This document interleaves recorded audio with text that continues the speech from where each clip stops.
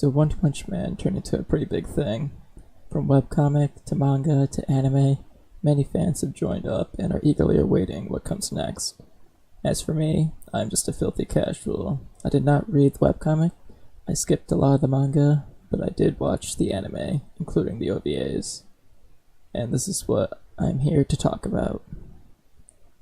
When I like a show, I will watch it multiple times, and there are a few scenes that caught my eye during the anime. Now, since I don't read the webcomic or the manga, I'm not sure if this idea is just mine or if this is actually happening in the written material. So the scenes I'm going to refer to include scenes from episode 6, episode 7, and episode 10. And the thing in these episodes I want to focus on is Tornado. In episode 6, she is at the Hero Association listening in on an assignment. There's a monster lurking in the abandoned part of City Z, and the association wants to send a few heroes to investigate it. Tornado argues that she should be the one to go, because she can defeat any monster with ease. She is upset because they will not send her, and while she continues to badger the director, an assistant cools her down, saying that the assignment is beneath her, and they don't need to send a hero of her caliber to deal with this situation. Tornado is still in protest, but gives up the fight.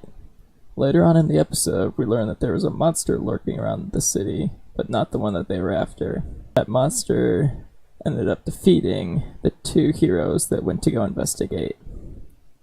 Tornado finds this news annoying and goes on about how she was right and she should have been sent instead.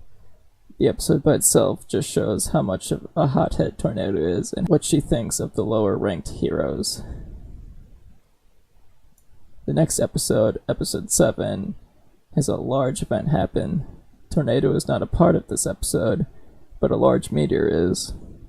The crisis that the Hero Association attempts to avert is a category dragon, this meaning it is an event that will devastate multiple cities. The event is a meteor headed for Earth. The association was monitoring the large meteor and noticed it had shifted its course, and its new path was straight for City Z. Now, these two episodes do not mean much together with the scenes I have focused on, but now we get to the third. In episode 10, it had an interesting start. The episode begins with Tornado being sent to deal with a large monster. She is an S-class hero, ranked second out of all the other S's, so this task should be simple for her. The task is not as important as how she deals with it. In order to finish her job quickly and get back to the association headquarters, she uses a large meteor to completely destroy the monster and the surrounding area. After I saw that scene, it got me thinking about the previous episodes that I had mentioned.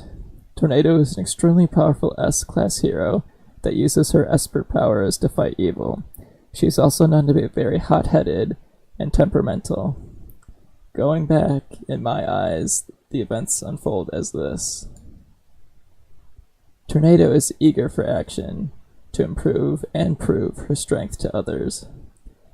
There is a monster that has been lurking around the abandoned parts of City Z for some time, and no one has been able to locate or deal with it.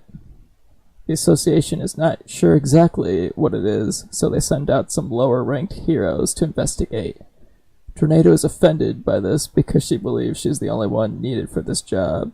After the two heroes sent encounter a monster, not necessarily the one that they were looking for, Tornado goes on about how she was right and she should have been the one to handle this sort of thing. She believes the monster has escaped, and Tornado decides to take matters into her own hands. Since the monster had talked about other monsters gathering in the abandoned city, and that there were rumors of an even greater threat that the monsters were fearing, Tornado sends a giant meteor to deal with the problem once and for all. Now, this is just my own little spin on the tale, but the events line up rather nicely. The refusal to let Tornado deal with the monster, the failed monster hunt, the almost destruction of entire ZZ by a meteor, and the fact that Tornado has the ability to wield giant meteors all give some nice evidence to my little scenario.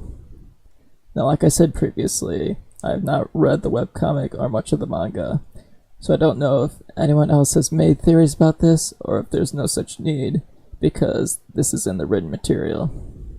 As far as I know, the audience is only aware of the events of the anime. I had thought of this after watching the whole anime and decided I would share it. I know it's a little late since the show has been out for a while, but it was just a random thought I had.